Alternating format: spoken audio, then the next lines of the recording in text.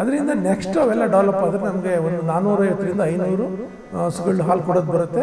ಆಗ ಇನ್ನೂ ಡೈರಿ ನಮಗೆ ಡೆವಲಪ್ ಆಗಿದೆ. ಈಗಲೂ ಸಹ ಏನಂತ ಲಾಸ್ ಇಲ್ಲ ನಮಗೆ ಈಸಿಯಾಗಿ ನಮಗೆ ವರ್ಕೌಟ್ ಆಗ್ತಾ ಇದೆ. ಈಗ 5,000 ಚಿಲ್ಲರೆ ಬರ್ತಾಯಿದೆ ಡೈಲಿ, ಒನ್ ಡೇಗೆ 5,000 ಚಿಲ್ಲರೆ ಬರ್ತಾಯಿದೆ. ಆರಾಮಾಗಿ ಏನು ಟೆನ್ಷನ್ ಇಲ್ಲ ಯಾರಿಗೂ, ಆ ಥರದಲ್ಲಿ ನಡ್ಕೊಂಡು ಹೋಗ್ತಾ ಇದೆ. ಅದು KMF ಕೊಡ್ತಾ ಇಲ್ಲ, ಪರಾಗ್ ಅಂತ ಒಂದು ಕಂಪ್ನಿ ಇದೆ, ಅವ್ರಿಗೆ ಕೊಡ್ತಾ ಇದ್ದೀವಿ. ಪರಾಗ್ ಕಂಪ್ನಿ ಕೊಡ್ತಾ ಇದ್ದೀವಿ. ನೆಕ್ಸ್ಟ್ ನಮ್ಮದೇ ಬ್ರ್ಯಾಂಡ್ ನೆಕ್ಸ್ಟ್ ವೀಕಿಂದ ಸ್ಟಾರ್ಟ್ ಆಗುತ್ತೆ.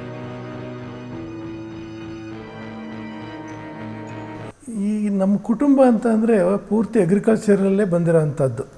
ಯಾವಾಗಲೂ ನಮ್ಮದು ಅಗ್ರಿಕಲ್ಚರ್ ಬಿಟ್ಟು ಏನೋ ಸಣ್ಣ ಪುಟ್ಟ ಬಿಸ್ನೆಸ್ ಇವಾಗ ಮಾಡ್ಕೊಂಡು ಬಂದಿದ್ದು ಬಿಟ್ಟರೆ, ಹಿಂದಿನಿಂದಲೂ ನಮ್ಮ ತಂದೆ ಅಜ್ಜಿನ ಕಾಲದಿಂದಲೂ ನಾವು ಈ ಕುಟುಂಬದ ಇದರಲ್ಲಿ ಅಗ್ರಿಕಲ್ಚರ್ ಇಂಡಸ್ಟ್ರಿಯಾಗಿ ಬಂದಿರೋದು.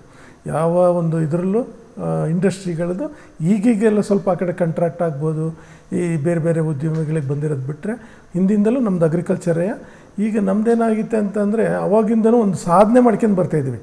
ಯಾವುದೇ ಒಂದು ಇವಾಗೊಂದು ಬೆಳೆ ಮಾಡಬೇಕು ಅಂದರೆ ಎಲ್ಲಿ ಹೊಸ ಟೆಕ್ನಾಲಜಿ ಇದೆ ಅಂಥ ಕಡೆ ಹೋಗಿ ನೋಡೋದು, ಅದನ್ನು ಇಲ್ಲಿ ನಾವು ಅಡಾಪ್ಟ್ ಮಾಡ್ಕೊಳ್ಳೋದು. ಅದರಿಂದ ಕೃಷಿ ಯಾವುದೇ ಕಾರಣಕ್ಕೂ ಲಾಸ್ ಬರೋಲ್ಲ. ನಾವೇನು ಮಾಡ್ತೀವಿ, ಇವತ್ತು ಏನೋ ಒಂದು ಬೆಳೆ ಮಾಡಬೇಕು, ಅದನ್ನು ಬಿಡ್ತೀವಿ. ಯಾವಾಗಲೂ ಮಾಡೋಕ್ಕೆ ಹೋದಾಗ ಏನಾಗುತ್ತೆ ಅಂದರೆ ಅದ್ರ ಈಲ್ಡು ಮತ್ತು ಈ ಥರದ್ದೆಲ್ಲ ಕಡಿಮೆ ಆಗಿ ಬಂದಿದ್ದಾಗಲೇ ರೈತರುಗಳಿಗೆ ಲಾಸ್ ಬರೋದು. ಕರೆಕ್ಟ್ ಟೈಮಿಗೆ ಕರೆಕ್ಟು ಇದನ್ನು ಮಾಡಿದರೆ ಯಾವುದೇ ಕಾರಣಕ್ಕೂ ಲಾಸ್ ಬರೋಲ್ಲ. ಅದರಲ್ಲಿ ಏನಾಗುತ್ತೆ ಅಂತಂದರೆ ಒಂದೇ ಬೆಳೆ ಮಾಡೋದಿಲ್ಲ, ಪೂರ್ತಿ ಏನು ಬೆಳೀತಾ ಇದ್ದೀವಿ ಅದನ್ನು ಒಂದೇ ಮಾಡೋದ್ರಿಂದ ಅದೇನಾಗುತ್ತೆ, ಅದರಲ್ಲೂ ಲಾಸ್ ಬರುತ್ತೆ. ಈಗ ನಾವು ಬೇರೆ ಬೇರೆ ವೆರೈಟಿ ಮಾಡಿದರೆ ಒಂದರಲ್ಲಿ ನಮಗೆ ಪ್ರಾಫಿಟ್ ಬಂದೇ ಬರುತ್ತೆ. ಈಗೇನು ಮಾಡ್ತೀವಿ, ಎಲ್ಲ ಒಂದೇ ಇದನ್ನು ಮಾಡೋಕ್ಕೆ ಹೋದಾಗ ನಾವು ರೈತರುಗಳಿಗೆ ಲಾಸ್ ಆಗುತ್ತೆ. ಅದರಲ್ಲಿ ಒಂದು ಏನಾಗಿದೆ ಅಂದರೆ ಈಗ ರೈತರುಗಳಿಗೆ ಒಂದು ಮಾರ್ಕೆಟಿಂಗು ಕೊಡ್ತಾಯಿಲ್ಲ. ಇವರು ಮಾರ್ಕೆಟಿಂಗನ್ನು ಡೆವಲಪ್ ಮಾಡ್ತಾಯಿಲ್ಲ. ಇವ್ರು ಏನು ಮಾಡ್ತಾರೆ, ಬೆಳೆ ಬೆಳೆಯೋಕ್ಕೆ ನಮ್ಮ ಅಗ್ರಿಕಲ್ಚರು, ಹಾರ್ಟಿಕಲ್ಚರು ಈ ಥರ ಕಂಪನಿ ಇದನ್ನು ಎಂಪ್ಲಾಯ್ಮೆಂಟ್ ಡೆವಲಪ್ ಮಾಡಿದ್ದಾರೆ. ಅದನ್ನೇ ಇವರು ಯಾವುದಕ್ಕೆ ನಮ್ಮ ಸೇಲ್ಸ್ ಮಾಡೋಕ್ಕೆ ಮಾಡ್ತಾಯಿಲ್ಲ. ಯಾವುದು ನಮ್ಮದು ಇದನ್ನು ಮಾರ್ಕೆಟಿಂಗ್ ಮಾಡೋಕ್ಕೆ ಇವರು ಉತ್ತೇಜನ ಕೊಡ್ತಾಯಿಲ್ಲ. ಏನಿದ್ರು ಡೆವಲಪ್ ಮಾಡೋಕ್ಕೆ ಕೊಡ್ತಾಯಿದ್ರೆ ಬಿಟ್ಟರೆ ಮಾರ್ಕೆಟಿನ ಡೆವಲಪ್ ಮಾಡೋಕ್ಕೆ ಅಂತೇಳ್ಬಿಟ್ಟು ಕೊಡ್ತಾಯಿಲ್ಲ. ಇವ್ರು ಯಾರೂ ಬೇಕಿಲ್ಲ. ಈಗ ಎಲ್ಲ ಟೆಕ್ನಾಲಜಿ ಬಂದಿದೆ, ಈಗೇನು ಇವರು ಅವಶ್ಯಕತೆ ಇಲ್ಲ. ಇವ್ರನ್ನೇನು ಮಾಡಬೇಕು ಅಂದರೆ ಇವ್ರನ್ನ ಇದು ನಮ್ಮದು ಸೇಲ್ಸ್ ಇದ್ರ ಬಗ್ಗೆ ಯಾವುದು ನಮ್ಮದು ಮಾರ್ಕೆಟಿಂಗ್ ಬಗ್ಗೆ ಇವ್ರನ್ನ ಡೆವಲಪ್ ಮಾಡೋಕ್ಕೆ ಬಿಟ್ಟರೆ ನಮ್ಮ ರೈತರುಗಳಿಗೆ ಯಾವುದೇ ಕಾರಣಕ್ಕೂ ಲಾಸ್ ಬರೋಲ್ಲ. ಈಗ ಏನಾಗಿದೆ ಅಂದರೆ ನಾವು ಬೆಳೀತಿರೋ ಬೆಳೆನೂ ಸಾಕಾಗ್ತಾಯಿಲ್ಲ ನಮಗೆ. ಅದನ್ನು ಯಾರು ತಿನ್ನೋಕ್ಕೆ ಕೊಡ್ತಾ ಇಲ್ವೋ ಅದರಿಂದ ನಮಗೆ ಲಾಸ್ ಬರ್ತಾಯಿದೆ ಇದು ಅಗ್ರಿಕಲ್ಚರಲ್ ಇದರಲ್ಲಿ. ಈಗ ಏನಾಗಿತ್ತು ಅಂತಂದ್ರೆ ನಮಗೆ ಒಂದು 20 ದನಗಳು ಮೇಯ್ಸೋಕ್ಕೆ 80 ದನಗಳು ಮೇಯ್ಸೋಕ್ಕೆ ಬರೀ 20 ಜನ ವರ್ಕರ್ಸ್ ಬೇಕಾಗಿತ್ತು. ಯಾವುದು ಹೈನುಗಾರಿಕೆ ನಾವು ಡೆವಲಪ್ಮೆಂಟ್ ಮಾಡಬೇಕಾದ್ರೆ ಅದೇನಾಯಿತು ಅಂದರೆ ನಾವು ಅದನ್ನು 10 ವರ್ಷದಿಂದಲೂ ನಾವು ಅದನ್ನು ಡೆವಲಪ್ ಮಾಡ್ಕೊಂಬಂದು ಏನು ಮಾಡೋದು, 20 ಜನ ಯಾವ ಹಬ್ಬ ಹುಣ್ಣಿಮೆಗಳು ಏನೂ ರಜೆ ಇಲ್ಲ ಅವರಿಗೆ, 20 ಜನ ಡೈಲಿ ಬೇಕಾಗೋದು. ಅದಕ್ಕೆ ಒಂದು ಸರಿ ಏನು ಮಾಡೋದು, ಏನು ಈ ಥರ ಆಗಿದೆ, 5,000 ನಮ್ಮದು ಇಸ್ರೇಲ್ ನೋಡ್ದು ಹೆಂಗೆ ಇದು ಇಸ್ರೇಲಲ್ಲಿ ಏನು ಮಾಡ್ತಾರೆ, 5,000-6,000 ಹಸುಗಳು ಸಾಕ್ತಿದ್ದಾರೆ ಅಂದರೆ ಹೆಂಗೆ ಮಾಡ್ತಿದ್ದಾರೆ ಅಂತೇಳಿ ಅದೊಂದು ಅಧ್ಯಯನ ಮಾಡಿ ಅವ್ರನ್ನ ಕರೆಸ್ತು, ಇಸ್ರೇಲಿಂದ ಇಲ್ಲಿ ಕರೆಸ್ತು. ಏನು ಇದು ಯಾವ ಥರ ಮಾಡಬೇಕು ಅಂತೇಳಿ ಕರೆಸಿದಾಗ ಅವರು ಒಂದು ಐಡಿಯಾ ಕೊಟ್ಟರು. ಅಲ್ಲಿ ಡೈರಿ ಫಾರ್ಮರ್ ಇದ್ದರು, ಒಂದು ಐಡಿಯಾ ಕೊಟ್ಟರು ಏನು ಮಾಡಬೇಕು ಅಂಥೇಳಿ. ಆಗೇನು ಮಾಡಿದೆ, ಅವರಿಗೆ ಅಲ್ಲಿಂದ ಅವ್ರನ್ನ ಕರೆಸಿ ಇಲ್ಲೊಂದು ಸೆಮಿನಾರ್ ಒಂದು ಇದೆಲ್ಲ ಮಾಡಿದಾಗ ಅವ್ರು ಹೇಳಿದರು ಈ ಥರ ಇದೆ, ಈ ಥರ ಮಾಡಿದರೆ ಆಗುತ್ತೆ ಅಂತ. ನಾವೇನು ಮಾಡೋದು, ಒಂದು 2-3 ಎಕರೆ ಸಾಕಲ್ವ ಜಾಗ ಅಂತೇಳ್ಬಿಟ್ಟು ಕೇಳಿದೆ ಅವ್ರಿಗೆ. ಅವರು ನೀವು ಡೈರಿ ಮಾಡೋರಲ್ಲ ಬಿಡಿ ಅಂತೇಳ್ಬಿಟ್ಟು ಅವರು ನಮಗೊಂದು ಆ್ಯಕ್ಟ್ ಕೊಟ್ಟರು. ಅಂದರೆ ನೀವು ಡೈರಿ ಮಾಡೋರಲ್ಲ, ನೀವು ಸುಮ್ಮನೆ ಏನೋ ದನ ಸಾಕ್ಯಂದು ಹಾಲು ಕರ್ಕೋಬೇಕಷ್ಟೇ ಅಂತಂದರು. ಮತ್ತು ಹೆಂಗೆ ಅಂತ ಕೇಳಿದರೆ ನಮ್ಮಲ್ಲಿಗೆ ಬನ್ನಿ, ನಮ್ಮಲ್ಲಿಗೆ ಬಂದಾಗ ನಿಮಗೆ ಗೊತ್ತಾಗುತ್ತೆ ಯಾವ ಥರ ಮಾಡ್ತೀವಿ ಅಂಥೇಳಿ. ಇಲ್ಲಿಂದ ಅಲ್ಲಿಗೆ ಹೋದರು ನಾವು ಇಸ್ರೇಲಿಗೆ ಹೋದಾಗ ಅಲ್ಲಿ ನಮಗೆ ಒಂದು ಐಡಿಯಾ ಕೊಟ್ಟರು. ಒಂದು 15-20 ಡೈರಿನ ನಾವು ಅಲ್ಲಿ ಮೀಟ್ ಮಾಡಿದ್ವು. ಅಲ್ಲಿ ಎಲ್ಲ ಡೈರಿಗಳನ್ನ ಮೀಟ್ ಮಾಡಿದಾಗ ಅಲ್ಲಿಗೆ ಗೊತ್ತಾಯ್ತು ನಮಗೆ ಏನು ಮಾಡಬೇಕು ಅಂಥೇಳಿ. ಅಲ್ಲಿಗೆ ಹೋಗಿ ನೋಡ್ಕೊಂಡು ಬಂದಮೇಲೆ ನಮಗೆ ಇದು ಅವ್ರು ಅಲ್ಲಿದ್ದರು ಬರೀ ಒಂದು 5,000 ಹಸುಗಳಿದ್ದರೆ ಒಂದು 25-30 ಜನ ಇದ್ರಿ ಅಲ್ಲಿ ವರ್ಕರ್ಸ್ಗಳು. ಹಾಗೇನು ಮಾಡೋದು, ಅದನ್ನು ಅಲ್ಲಿಂದ ಎಲ್ಲ ಇದು ಮಾಡ್ಕೊಂಡು ನೋಡ್ಕೊಂಡು ಇಲ್ಲಿ ನಾವು ರೆಡಿ ಮಾಡಿದ್ವು. ಇದು ನಾವು ಈ ಇಂಡಿಯಾದಲ್ಲಿ ಏನಾಗಿದೆ ಅಂದರೆ ಹಿಂದೆ ಉಳ್ತಿದ್ದ ನೇಗ್ಲೆಯ ಅದೇ ಎತ್ತುಗಳು, ಅದೇ ವ್ಯವಸಾಯಕ್ಕೆ ಮಾಡಬೇಕಾಗೋದು. ಒಂದು ಓಲ್ಡ್ ಟೆಕ್ನಾಲಜಿಲಿ ನಾವು ಇನ್ನೂ ಇದ್ದೀವಿ. ಅವರೆಲ್ಲ ಈಗೇನು 100 ಎಕರೆ 50 ಎಕರೆ ಎಲ್ಲ ಮಾಡೋವಷ್ಟು ಟೆಕ್ನಾಲಜಿ ಮುಂದಿದ್ದಾರೆ. ಈಗ ಇದನ್ನು ನಾವೇನು ಮಾಡೋದು, ಇಲ್ಲಿ ಮಾಡಲೇಬೇಕು ಅಂತೇಳಿ ಬಂದು ಅದನ್ನು ಡೈರಿನ ಡೆವಲಪ್ ಮಾಡಿದೆವು.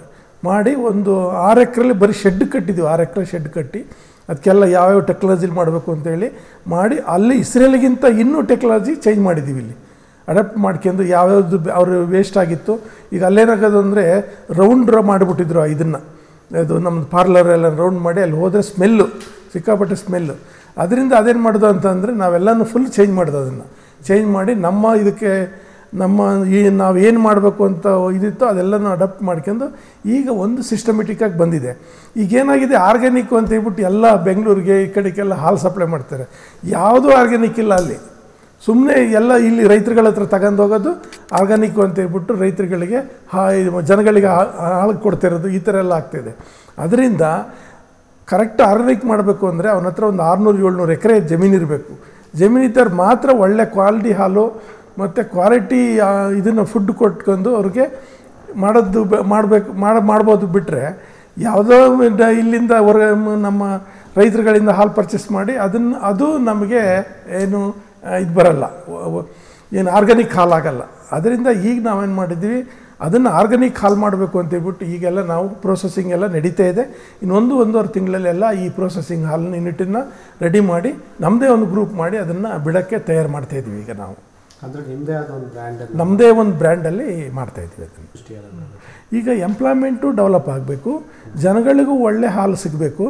ಯಾವುದೇ ಆಹಾರ ಮಾಡಿದರೂ ಅದು ಒಳ್ಳೆಯ ಆಹಾರ ಸಿಗೋ ಅಂಥದ್ದು, ಮತ್ತು ಎಂಪ್ಲಾಯ್ಮೆಂಟು ನಾವು ಡೆವಲಪ್ ಮಾಡ್ದಂಗೆ ಅದು ಬರಬೇಕು ಅಂತೇಳಿ ನಮ್ಮ ಉದ್ದೇಶ.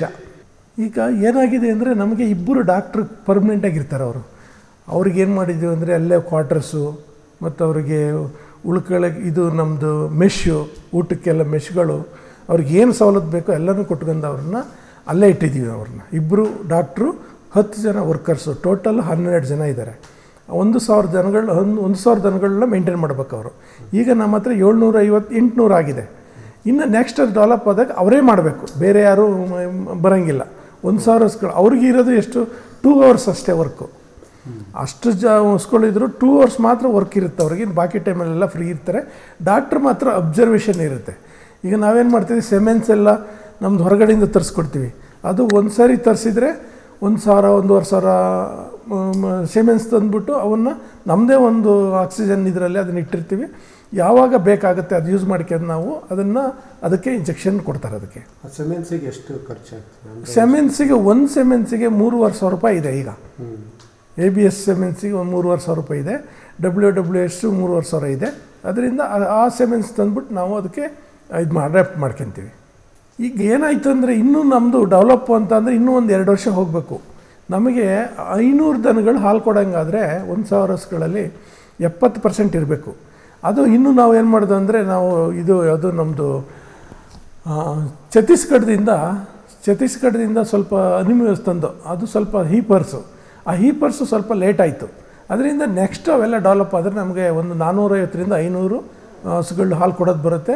ಆಗ ಇನ್ನೂ ಡೈರಿ ನಮಗೆ ಡೆವಲಪ್ ಆಗಿದೆ. ಈಗಲೂ ಸಹ ಏನಂತ ಲಾಸ್ ಇಲ್ಲ ನಮಗೆ ಈಸಿಯಾಗಿ ನಮಗೆ ವರ್ಕೌಟ್ ಆಗ್ತಾಯಿದೆ. ಈಗ 5,000 ಚಿಲ್ಲರೆ ಬರ್ತಾಯಿದೆ ಡೈಲಿ, ಒನ್ ಡೇಗೆ 5,000 ಚಿಲ್ಲರೆ ಬರ್ತಾಯಿದೆ. ಆರಾಮಾಗಿ ಏನು ಟೆನ್ಷನ್ ಇಲ್ಲ ಯಾರಿಗೂ, ಆ ಥರದಲ್ಲಿ ನಡ್ಕೊಂಡು ಹೋಗ್ತಾಯಿದೆ ಅದು.